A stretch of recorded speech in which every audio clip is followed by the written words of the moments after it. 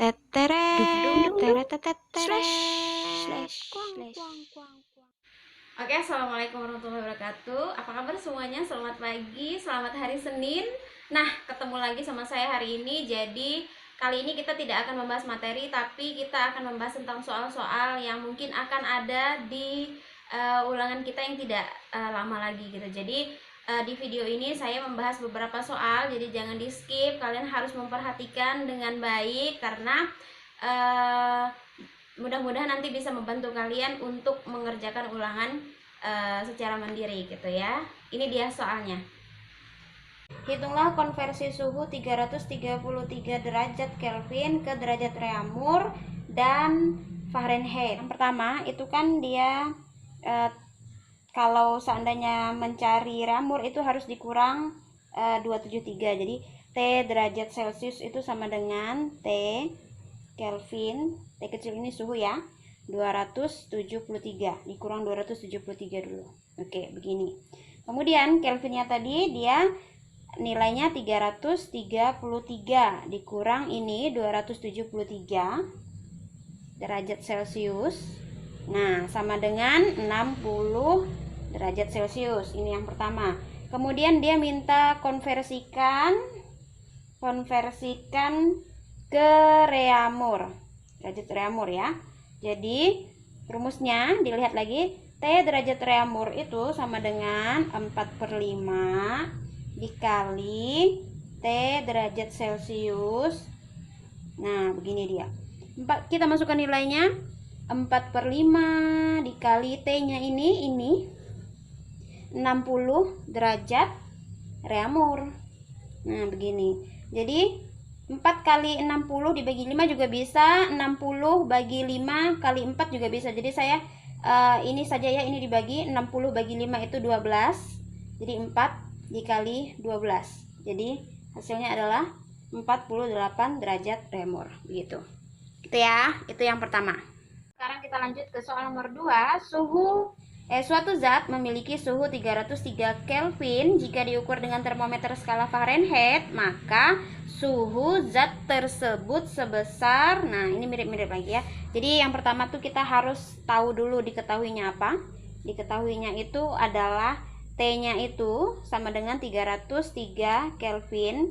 Kemudian dia ditanyanya adalah T derajat Fahrenheit, dia mau konversikan ke Fahrenheit itu berapa. Kemudian kita jawab. Wah, ini kayak di SD banget ya, tapi seperti inilah mengerjakannya. T-nya, T derajat Celcius sama dengan, karena dia tadi itu adalah Kelvin, jadi sama dengan soal sebelumnya harus dikurang 273. Jadi 303 kita kurang 273 itu kan sama dengan 30 derajat Celcius. Nah, ini udah sampai di sini dulu. Kemudian kita masukkan ke Fahrenheit-nya yang ini, karena diminta yang ini. Jadi T derajat Fahrenheit atau suhu Fahrenheit sama dengan itu, Fahrenheit-nya dia adalah 9/5. Nanti kalian cek di bukunya juga ya. 9/5 T derajat Celcius ditambah dengan 32 derajat Fahrenheit. Nah, ini dia rumusnya ya. Ini rumusnya. Kemudian kita masukkan nilainya. Di sini ada 9/5. T derajat Celciusnya itu adalah 30 yang ini. Berarti ini dikali 30, kemudian ditambah 32. Nih, begini ya. Derajat Fahrenheit. Kemudian langsung saja kita hitung, boleh dibagi seperti saya tadi. Ini 5 ya. Nah, ini dibagi ini 30 dibagi 5 adalah 6. 6 dikali 9 adalah 54. Ini 6. 6 kali 9 adalah 54 ya.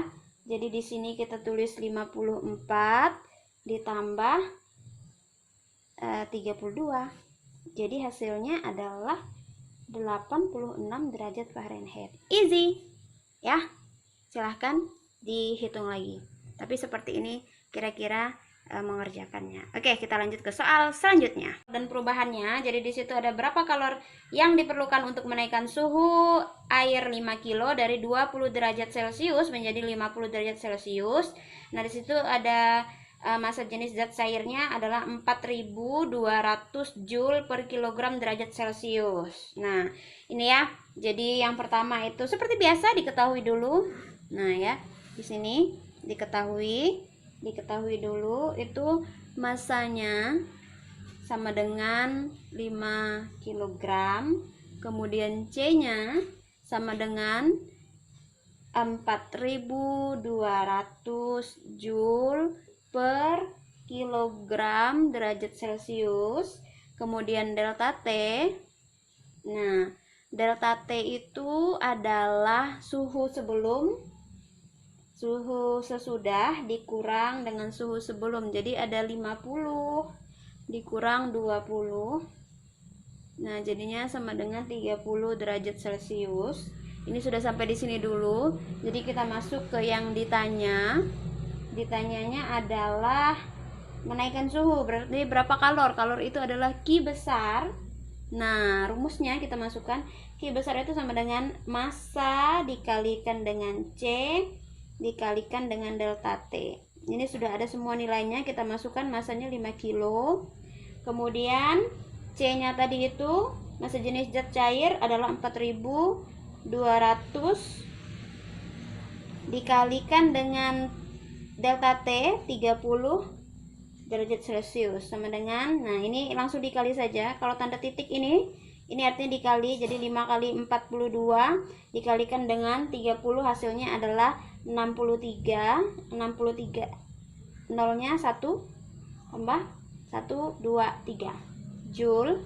Nah, kemudian ini disederhanakan jadi kilojoule, dia 630 kilojoule. Coret begitu.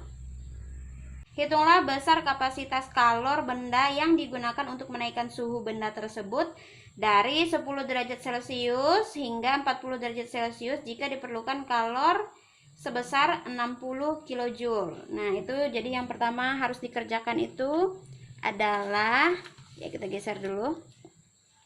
Itu yang pertama tetap harus diketahui ya, karena kalau tidak ada diketahui nanti kamu bingung. Diketahuinya terus kamu juga harus tahu lambang. Diketahui Q-nya itu adalah 60 kilojoule sama dengan joule itu ribuan ya, jadi 60.000 joule. Nah, T1 nya itu yang paling rendah berarti 10 derajat Celcius, ini suhu ya. Kemudian T2 itu adalah 40 derajat Celcius. Kemudian delta T-nya berarti T2 dikurang T1 yang ini ya. Nah, 40 dikurang 10 sama dengan 30 derajat Celcius. Nih. Oke, kemudian diketahui sudah. Sekarang kita lanjut ke ditanya. Dia menanyakan kalor. Bukan kalor, dia menanyakan besar. Mohon maaf, jadi besar kapasitas ya.